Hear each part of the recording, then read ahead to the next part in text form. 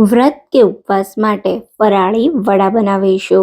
વ્રત કે ઉપવાસમાં તમારે સાબુદાણા કે રાજગરાના લોટ વગર કંઈ ટેસ્ટી અને ચટપટ ફરાળ બનાવવું હોય તો આ વડા બેસ્ટ ઓપ્શન છે. એકદમ ફૂલેલા અને ક્રિસ્પી વડા ચટણી સાથે બનાવીશું. તૈયાર થયેલા વડા તમે જુઓ, એકદમ ફૂલેલા છે, બિલકુલ તેલ નથી અને ખાવામાં એટલા ટેસ્ટી છે ને કે ખાતા તમારું પેટ ભરાશે પણ મન નહીં ભરાય. તો hello friends, welcome back to foods of fitness. હું છું અંકિતા વણઝરા અને ચાલો રેસિપી શરૂ કરીએ. તો હવે સૌથી પહેલા ઉપવાસમાં ગરમા ગરમ ક્રિસ્પી અને ટેસ્ટી વડા તૈયાર કરવા માટે અહીંયા મેં 3 મીડિયમ સાઇઝના બાફેલા બટેટા લીધા છે. તો અહીંયા આપણે શું કરવાનું, બટેટાને બાફી છાલ કાઢી ઠંડા કરી લેવાના અને પછી વડા બનાવવા માટે બટેટાને આ રીતે ઝીણી ખમણીથી ખમણી લેવાના, જેથી કોઈ બટેટાની મોટી કણી ના રહે અને વડાનું મિશ્રણ એકદમ પરફેક્ટ બને. તો તમે જોઈ શકો છો બટેટાને મેં સારી રીતે ખમણી લીધા છે. હવે આજના વડામાં થોડું પ્રોટીન એડ કરવા અને સુપર ટેસ્ટી બનાવવા હું ઉમેરી રહી છું 50 ગ્રામ જેટલું પનીર. તો પનીરને પણ આપણે ઝીણી ખમણીથી ખમણી લેશું. તમે તૈયાર પનીર કે ઘરનું બનાવેલું ગમે તે વાપરી શકો છો. તો જોઈ શકો છો પનીરને પણ મેં સારી રીતે ખમણી લીધું છે. હવે ઉમેરી દઈએ અડધા કપ જેટલા બારીક કાપેલા લીલા ધાણા. સાથે આપણે 1/4 કપ જેટલું નાળિયેરનું ખમણ ઉમેરીશું, જે આ વડાને એકદમ સ્વાદિષ્ટ બનાવશે. બાઇન્ડિંગ માટે અહીંયા હું 2 ટેબલ સ્પૂન જેટલો શેકેલા સિંગદાણાનો ભૂકો ઉમેરું છું. સાથે આપણે અહીંયા 2 ટેબલ સ્પૂન જેટલા સફેદ તલ ઉમેરીશું, જેનો સ્વાદ એકદમ સરસ લાગશે.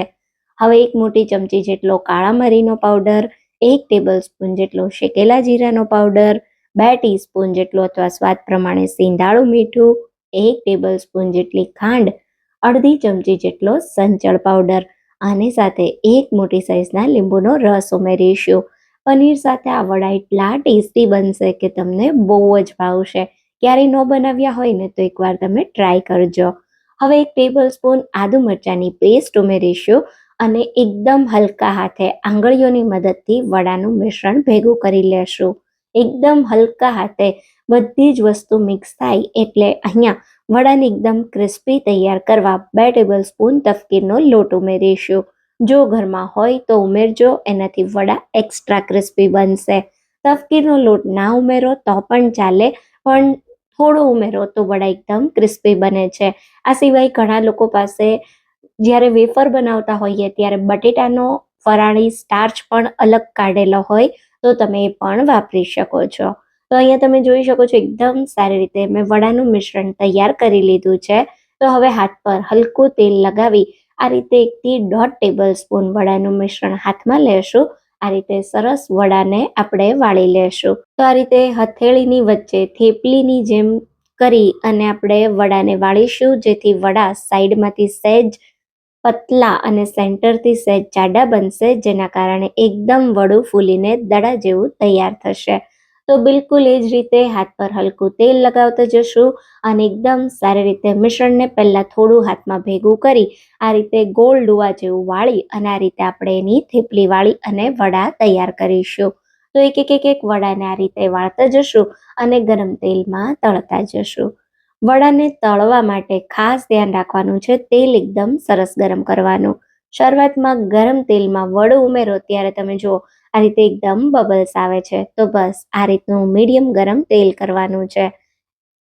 એકવારમાં કડાઈમાં સમાય એટલા તમારે વડા ઉમેરવાના. 5 થી 6 વડા એકસાથે ઉમેરી શકાય.